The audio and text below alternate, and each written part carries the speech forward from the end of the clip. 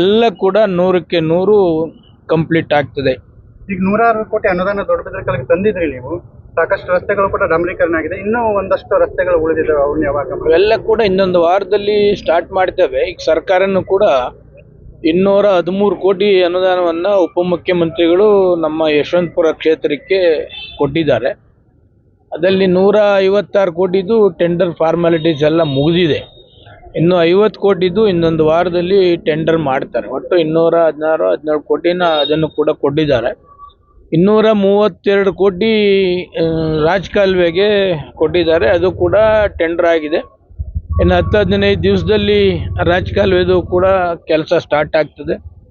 ಬಹುತೇಕ ದೊಡ್ಡಬಿದರಕಲ್ ಹೆವಿ ಮಳೆ ಬಂದಂಥ ಸಂದರ್ಭದಲ್ಲಿ ಏನೆಲ್ಲ ಡ್ಯಾಮೇಜ್ ಆಗ್ತಾ ಇತ್ತು ಅದು 100ಕ್ಕೆ 99 ಭಾಗ ಈಗ ಕಂಟ್ರೋಲ್ ಆಗ್ತದೆ.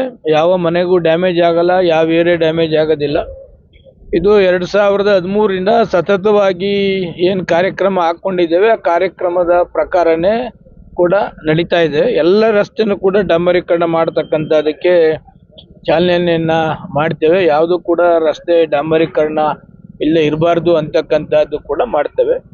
ಒಂದು ಜನಸಾಮಾನ್ಯರಿಗೆ ನಾನು ಮನವಿ ಮಾಡ್ತಕ್ಕಂಥದ್ದು, ನಾನು ಈ ಕ್ಷೇತ್ರಕ್ಕೆ ಶಾಸಕಾಗಿ ಬಂದಾದ್ಮೇಲೆ ಈ ರೋಡು ಕಾಂಗ್ರೆಸ್, ಈ ರೋಡ್ BJP, ಈ ರೋಡ್ JDS ಯಾವ ಕಾರಣಕ್ಕೂ ನಾನು ತಾರತಮ್ಯನ ಮಾಡಲಿಲ್ಲ.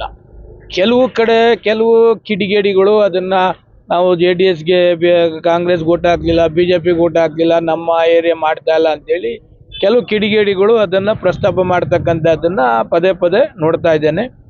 ಆದರೆ ನಾನು ಯಶವಂತಪುರ ಕ್ಷೇತ್ರ ಒಟ್ಟು 6.25 ಲಕ್ಷ ವೋಟರ್ಸ್ ಏನಿದ್ದಾರೆ 6.25 ವೋಟರ್ಸ್ನು ಕೂಡ ನಮಗೆ ಸಹಾಯ ಮಾಡಿದ್ದಾರೆ ಅಂತಕ್ಕಂಥ ದೃಷ್ಟಿಲೇ ಯಾವತ್ತೂ ತಾರತಮ್ಯ ಮಾಡದೆ ಈ ಕ್ಷೇತ್ರ ಡೆವಲಪ್ಮೆಂಟ್ ಮಾಡ್ತಕ್ಕಂಥದ್ದಕ್ಕೆ ಪ್ರಾಮಾಣಿಕ ಪ್ರಯತ್ನ ಮಾಡಿದ್ದೇನೆ.